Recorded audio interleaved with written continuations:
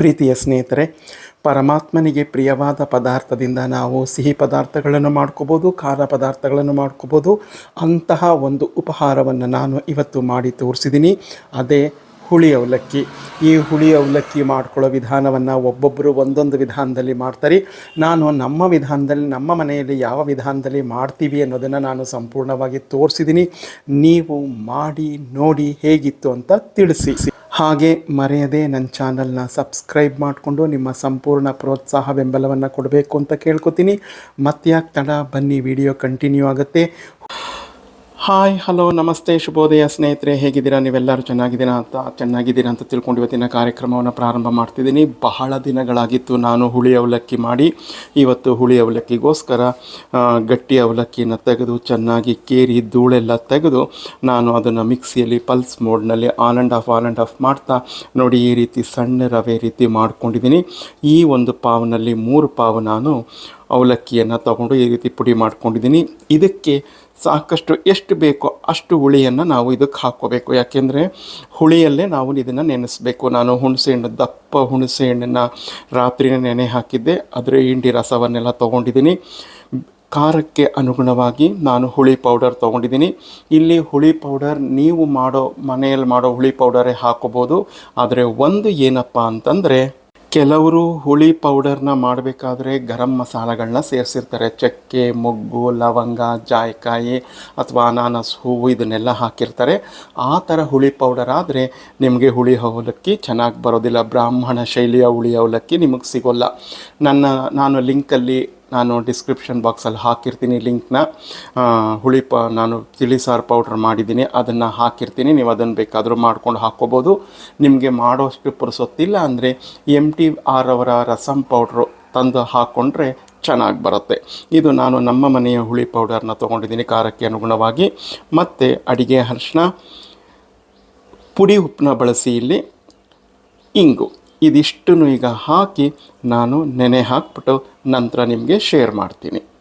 ನೋಡಿ ಸ್ನೇಹಿತರೆ, ಅಡಿಗೆ ಅರಿಶಿನ, ಖಾರದ ಪುಡಿ, ಖಾರಕ್ಕೆ ಅನುಗುಣವಾಗಿ ಖಾರದ ಪುಡಿ, ರುಚಿಗೆ ತಕ್ಕಷ್ಟು ಉಪ್ಪು, ಪುಡಿ, ಹಿಂಗು ಎಲ್ಲವನ್ನು ಹಾಕಿ ನಮ್ಮ ಮನೆಯ ರುಚಿಗೆ ಅನುಗುಣವಾಗಿ ನಾನೆಲ್ಲ ಹಾಕ್ಕೊಂಡಿದ್ದೀನಿ. ಹಾಕ್ಕೊಂಡು ನಾನು ಈಗ ಹುಣಸೆ ಹುಳಿಯನ್ನು ಬಿಟ್ಟು ಮಿಕ್ಸ್ ಮಾಡಿ ಇಡ್ತೀನಿ. ಮೊದಲು ಹಿಂಗೆ ಡ್ರೈ ಮಿಕ್ಸ್ ಮಾಡ್ಕೊಂಬಿಡಿ, ಆಮೇಲೆ ಹುಣಸೆ ಹುಳಿಯನ್ನು ಬಿಟ್ಟು ಕೈಯಲ್ಲೇ ಕಲಿಸ್ಕೊಳ್ಳಿ. ನೆನೆಯಕ್ಕೆ ಬಿಟ್ಬಿಡಿ. ಒಂದು 2 ಅವರ್ಸ್ ನೆನೆಯಕ್ಕೆ ಬಿಟ್ಟರೆ, ಜಾಸ್ತಿ ನೆನೆದಷ್ಟು ಒಳ್ಳೆಯದು. ನೀವು ರಾತ್ರಿನೇ ನೆನೆ ಹಾಕಿಟ್ಕೊಂಡ್ರು ಏನು ತೊಂದರೆ ಇಲ್ಲ, ಒಳ್ಳೆಯದು. ನೋಡಿ ಸ್ನೇಹಿತರೆ, ಎಲ್ಲ ಸಂಪೂರ್ಣ ಹಾಕಿ ನೆನೆ ಹಾಕಿದ್ದೀನಿ, ಎಲ್ಲ ಮಿಕ್ಸ್ ಮಾಡಿದ್ದೀನಿ. ನೋಡಿ ಎಷ್ಟಿತ್ತು, ಈಗ ಎಷ್ಟಕ್ಕೆ ಬಂತು ಅಂತ ಹುಣಸೆ ಹುಳಿ. ಇದು ಹುಳಿ ಅವಲಕ್ಕಿ ಆಗಿರೋದ್ರಿಂದ ಹುಳಿ ಸ್ವಲ್ಪ ಮುಂದಾಗಿದ್ರೇ ಚೆಂದ. ಸರಿ, ಈಗ 1-2 ಅವರ್ಸ್ ಮುಚ್ಚಿಟ್ಬಿಡ್ತೀನಿ. ನಂತರ ನಿಮ್ಮ ಜೊತೆ ಶೇರ್ ಮಾಡ್ತೀನಿ. ಸ್ನೇಹಿತರೆ, ನಾ 7 ಗಂಟೆಗೆ ಹುಳಿ, ಖಾರ, ಉಪ್ಪು ಎಲ್ಲ ಹಾಕಿಟ್ಟಿದ್ದೆ. ಈಗ 9:15. ನೋಡಿ ಎಲ್ಲ ಉಂತಿತ್ತು ಚೆನ್ನಾಗಿ. ನಾನು ಅಂಗೈಯಲ್ಲಿ ಎಲ್ಲ ಕ್ಲೀನಾಗಿ ಈ ರೀತಿ ಬಿಡಿಸ್ಕೊಂಡಿದ್ದೀನಿ. ಯಾಕೆಂದರೆ ನಾವು ಒಗ್ಗರಣೆಗೆ ಇದನ್ನು ಸುರಿದ ತಕ್ಷಣ ಕ್ಲೀನಾಗಿ ಮಿಕ್ಸ್ ಮಾಡ್ಕೊಂಬಿಡ್ಬೋದು. ಈ ರೀತಿ ಮಾಡ್ಕೊಳ್ಳೋದ್ರಿಂದ ನಿಮಗೆ ತಿರ್ಗಾ ಗಂಟು ಬೀಳಲ್ಲ ಅಲ್ಲಿ. ಇಲ್ಲ ಅಂತಂದರೆ ಹಾಗೆ ಹಾಕಿದ್ರೆ ಇದನ್ನು ನೀವು ಗಂಟು ಬೀಳಿಸ್ಕೊಳ್ಳೋಕ್ಕೇ ಒಂದಷ್ಟೊತ್ತು ಬೇಕು. ಆದ್ದರಿಂದ ಮೊದಲೇ ನಾವಿಲ್ಲಿ ಪಾತ್ರೆಯಲ್ಲೇ ಈ ರೀತಿ ಮಾಡ್ಕೊಂಬಿಟ್ರೆ ತುಂಬ ಈಸಿ ಆಗುತ್ತೆ. ಈಗ ಉಡಿ ಹಿಂಗಂತೂ ಮಸ್ಟ್ ಆ್ಯಂಡ್ ಶುಡ್ ಬೇಕು. ಕಡಲೆಬೇಳೆ, ಉದ್ದಿನಬೇಳೆ ಸ್ವಲ್ಪನೇ ತೊಗೊಂಡಿದ್ದೀನಿ, ಬಾಯಿಗೆ ಹೆಚ್ಚಿಗೆ ಸಿಗಬಾರ್ದು ಅದು. ಮತ್ತು 2 ಸ್ಪೂನ್ ಬಿಳಿ ಎಳ್ಳು, 1 ಕಪ್ ಸಂಪೂರ್ಣ ಬೆಲ್ಲವನ್ನು ತುರಿದಿಟ್ಕೊಂಡಿದ್ದೀನಿ. ಇದಕ್ಕೆ ಬೆಲ್ಲ ಹಾಕಿದ್ರೇ ರುಚಿ. ನಿಮಗೆ ಎಷ್ಟು ಬೇಕೋ ಅಷ್ಟು ನೋಡ್ಕೊಂಡು ನೀವು ಹಾಕ್ಕೊಳ್ಳಿ. ಕಡಲೆಕಾಯಿ ಬೀಜ 3 ಸ್ಪೂನ್ ತೊಗೊಂಡಿದ್ದೀನಿ. ಸಾಸಿವೆ, ಜೀರಿಗೆ ಮತ್ತು ಒಣಮೆಣ್ಸಿನ್ಕಾಯಿ ಒಗ್ಗರಣೆಗೆ. ಕೊಬ್ಬರಿ ಅಂತೂ ಬೇಕೇ ಬೇಕು, ಮರೆತು ಬಿಡಬೇಡಿ. ತೆಂಗಿನ ತುರಿ ಹಾಕಬೇಡಿ, ಕೊಬ್ಬರಿ ತುರಿ ಹಾಕ್ಕೊಳ್ಳಿ. ಕರಿಬೇವು, ಕೊತ್ತಂಬರಿ. ಇಲ್ಲಿ ಕೊತ್ತಂಬರಿ ಅವಶ್ಯಕತೆ ಇಲ್ಲ ಪುಳಿಯೋಗರೆಗೆ, ಇದಕ್ಕೆ ಖಾರ ಪೊಂಗಲ್ಗೆಲ್ಲ. ಆದರೂ ನಾನು ಸ್ವಲ್ಪ ಅಲಂಕಾರಕ್ಕಿರಲಿ ಅಂತ ತೊಗೊಂಡಿದ್ದೀನಿ. ಕರಿಬೇವು ಎಷ್ಟು ತೊಗೊಂಡ್ರೂ ರುಚಿ ಚೆನ್ನಾಗಿರುತ್ತೆ. ಮಾಡೋದಕ್ಕೆ ನಾನು ಕ್ರಿಯಾ ಫುಡ್ಸ್ರವರ ಪರಿಶುದ್ಧವಾದ ಕಡಲೆಕಾಯಿ ಎಣ್ಣೆಯನ್ನು ತೊಗೋತಾ ಇದ್ದೀನಿ. ಇಂಥದಕ್ಕೆಲ್ಲ ನೀವು ಪುಳಿಯೋಗರೆ, ಈ ಹುಳಿ ಅವಲಕ್ಕಿ, ಇವಕ್ಕೆಲ್ಲ ಕಡಲೆಕಾಯಿ ಎಣ್ಣೆ ತುಂಬ ರುಚಿಯನ್ನು ಕೊಡುತ್ತೆ. ಇಲ್ಲ ಅಂದರೆ ಎಳ್ಳೆಣ್ಣೆ ತೊಗೋಬೋದು. ಎಳ್ಳೆಣ್ಣೆ ತೀರಾ ಉಷ್ಣ ಆಗಿಬಿಡುತ್ತೆ. ಕಡಲೆಕಾಯಿ ಎಣ್ಣೆ ತೊಗೊಳ್ಳಿ, ಅಚ್ಚುಕಟ್ಟಾಗಿ ರುಚಿಯಾಗಿ ಚೆನ್ನಾಗಿ ಬರುತ್ತೆ. ಈಗ ಮಾಡ್ತೀನಿ, ಬನ್ನಿ ನೋಡೋಣ. ಸ್ನೇಹಿತರೆ ನೋಡಿ, ಪಾತ್ರೆ ಇಟ್ಕೊಂಡಿದ್ದೀನಿ. ಪಾತ್ರೆಗೆ ನಾನು ಒಂದು 5 ಸ್ಪೂನಷ್ಟು, ದೊಡ್ಡ ಸ್ಪೂನಲ್ಲಿ 5 ಸ್ಪೂನು ಕಡಲೆಕಾಯಿ ಎಣ್ಣೆಯನ್ನು ಹಾಕ್ಕೊಂಡಿದ್ದೀನಿ. ಅದು ಬಿಸಿ ಆಗಲಿ. ಸ್ನೇಹಿತರೆ, ಎಣ್ಣೆ ಕಾದು ಬಂದಿದೆ. ಈಗ ಕಾದು ಬಂದಿದೆ ಅಂತ ಹೇಳ್ತೀರಾ ಅಂತ ನೀವು ಕೇಳ್ಬೋದು. ಆ ಕಡಲೆಕಾಯಿಯ ಪರಿಮಳ ಘಮ್ ಅಂತ ಬರುತ್ತೆ, ಆವಾಗ ಎಣ್ಣೆ ಕಾದಿದೆ ಅಂತ ಅರ್ಥ. ಈಗ ಸಾಸಿವೆ ಜೀರಿಗೆಯನ್ನು ಹಾಕೋತೀನಿ, ಅದು ಚಿಟಪಟ ಅಂತ ಮೊದಲಿಗೆ ಸಿಡಿಲಿ. ಈಗ ಸಾಸಿವೆ ಜೀರಿಗೆ ಚಿಟಪಟ ಅಂತ ಈಗ ಕಡಲೆಕಾಯಿ ಬೀಜ ಹಾಕ್ತಾ ಇದ್ದೀನಿ, ಅದನ್ನು ಸಹ ಈಗ ಫ್ರೈ ಮಾಡ್ಕೊಂಬಿಡೋಣ. ಸ್ನೇಹಿತರೆ, ಸ್ವಲ್ಪ ಬಾಡಿ ಬಂದಿದೆ. ಈಗ ನಾನು ಕಡಲೆಬೇಳೆ ಉದ್ದಿನಬೇಳೆಯನ್ನು ಹಾಕೋತೀನಿ, ಅದನ್ನು ಸಹ ಸ್ವಲ್ಪ ಬಾಡಿಸ್ಕೊತೀನಿ. ಜೊತೆಗೆ ಬಿಳಿ ಎಳ್ಳು ಅದನ್ನು ಸಹ ಹಾಕ್ಕೊಂಬಿಡ್ತೀನಿ. ಇಲ್ಲಿ ಬಿಳಿ ಎಳ್ಳು ಮಸ್ಟ್ ಆ್ಯಂಡ್ ಶುಡ್ ಮರ್ತ್ಬಿಡಬೇಡಿ. ಆಮೇಲೆ ಇದನ್ನೆಲ್ಲ ಬಾಡಿಸ್ಕೊಳ್ಳೋಣ ಚೆನ್ನಾಗಿ. ನೋಡಿ, ಎಲ್ಲ ಬಾಡಿ ಬಂದಿದೆ. ಈಗ ನಾನೇನು ಮಾಡ್ತೀನಿ ಅಂತಂದರೆ ಒಣಮೆಣಸಿನ್ಕಾಯಿ ಹಾಕೋತಾ ಇದ್ದೀನಿ. ಒಣಮೆಣಸಿನ್ಕಾಯಿ ಜೊತೆಗೆ ನೋಡಿದ್ರಲ್ಲ, ಆ ಶಬ್ದಕ್ಕೆ ನಾನು ಮಾತಾಡೋದು ಕೇಳಲ್ಲ ಅಂತ ನಾನು ಮಾತಾಡಲಿಲ್ಲ. ಕರಿಬೇವು ಹಾಕ್ಕೊಂಡಿದ್ದೀನಿ. ಈಗ ನಾನು ತುರಿದಿದ್ದಂಥ ಕೊಬ್ಬರಿಯನ್ನು ಸಹ ಇದಕ್ಕೆ ಹಾಕ್ಕೊತೀನಿ. ಈಗ ಸ್ಟವ್ನ ಸಂಪೂರ್ಣ ಆಫ್ ಮಾಡ್ಕೋತಾ ಇದ್ದೀನಿ.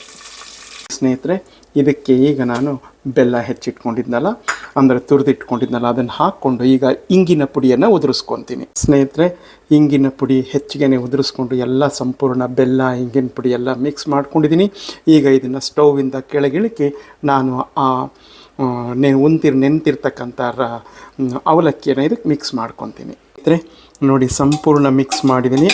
ನಾವು ಮೊದಲೇ ಈ ಅವಲಕ್ಕಿಯನ್ನು ಚೆನ್ನಾಗಿ ನೆಂದ ಮೇಲೆ ನಾವು ಪುಡಿ ಮಾಡ್ಕೊಳ್ಳೋದ್ರಿಂದ ಕೈಯಲ್ಲಿ ಈಗ ಮಿಕ್ಸ್ ಮಾಡೋಕ್ಕೆ ತುಂಬ ಈಸಿ ಆಗುತ್ತೆ. ಆದ್ದರಿಂದ ನಾವು ಆ ಪ್ರೊಸೀಜರ್ನ ಮೊದಲು ಮಾಡ್ಕೊಂಬಿಡ್ಬೇಕು. ಈಗ ಇದನ್ನು ಸ್ಟವ್ ಮೇಲಿಟ್ಟು ಸ್ವಲ್ಪ ಲೋ ಫ್ಲೇಮ್ಗಿನ್ನ ಸ್ವಲ್ಪ ಹೈ ಇಟ್ಕೊಂಡು, ಇದನ್ನೇ ತೀರಾ ಹೈ ಬೇಡ, ಮೀಡಿಯಮ್ಗಿನ್ನ ಸ್ವಲ್ಪ ಕಡಿಮೆ, ಲೋ ಫ್ಲೇಮ್ಗಿನ್ನ ಸ್ವಲ್ಪ ಜಾಸ್ತಿ ಇಟ್ಕೊಂಡು ಇದನ್ನು ಒಂದು ಸರಿ ಬಿಸಿ ಮಾಡ್ಕೊಂಬಿಡೋಣ. ಪ್ರೀತಿಯ ಸ್ನೇಹಿತರೆ, ಹುಳಿ ಅವಲಕ್ಕಿ ಅಥವಾ ಗೊಜ್ಜು ಅವಲಕ್ಕಿ ಒಬ್ಬೊಬ್ಬರು ಒಂದೊಂದು ರೀತಿಯಲ್ಲಿ ಕರೀತಾರೆ, ಒಬ್ಬೊಬ್ಬರು ಒಂದೊಂದು ವಿಧಾನದಲ್ಲೂ ಸಹ ಮಾಡ್ತಾರೆ. ನಾವು ನಮ್ಮ ಮನೆಯಲ್ಲಿ ಮಾಡುವ ವಿಧಾನವನ್ನು ನಾನು ಸಂಪೂರ್ಣವಾಗಿ ಶೇರ್ ಮಾಡಿದ್ದೀನಿ. ನೀವು ನೋಡಿ, ಹಾಗೆ ನನ್ನ ಚಾನಲ್ನ ಮರೆಯದೆ ಸಬ್ಸ್ಕ್ರೈಬ್ ಮಾಡಿಕೊಂಡು ನಿಮ್ಮ ಸಂಪೂರ್ಣ ಪ್ರೋತ್ಸಾಹ ಬೆಂಬಲವನ್ನು ಕೊಡಬೇಕು ಅಂತ ಕೇಳ್ಕೊತೀನಿ. ಪುರುಷೋತ್ತಮನಿಗೆ ಪ್ರಿಯವಾದಂಥ ಪದಾರ್ಥ ಅವಲಕ್ಕಿ. ಆ ಅವಲಕ್ಕಿಯಿಂದ ನಾವು ಬೇಕಾದಷ್ಟು ಖಾದ್ಯಗಳನ್ನು ಮಾಡ್ಕೋಬೋದು, ಸಿಹಿದಾಗಲಿ ಖಾರದಾಗಲಿ. ಅಂಥದ್ರಲ್ಲಿ ಈ ಒಂದು ಹುಳಿ ಅವಲಕ್ಕಿ ಇವತ್ತು ನಾನು ಮಾಡೋ ವಿಧಾನ ಸಂಪೂರ್ಣವಾಗಿ ತೋರಿಸಿದ್ದೀನಿ. ನೀವು ಎಲ್ಲ ಸ್ಕಿಪ್ ಮಾಡದೆ ನೋಡಿ, ಹಾಗೆ ನನ್ನ ಚಾನಲ್ನ ಸಬ್ಸ್ಕ್ರೈಬ್ ಮಾಡಿಕೊಂಡು ನಿಮ್ಮ ಪ್ರೋತ್ಸಾಹ ಬೆಂಬಲವನ್ನು ಕೊಡಬೇಕು ಅಂತ ಕೇಳ್ಕೊತೀನಿ. ಈಗ ತಿಂದು ನಾನು ಹೇಳ್ತೀನಿ.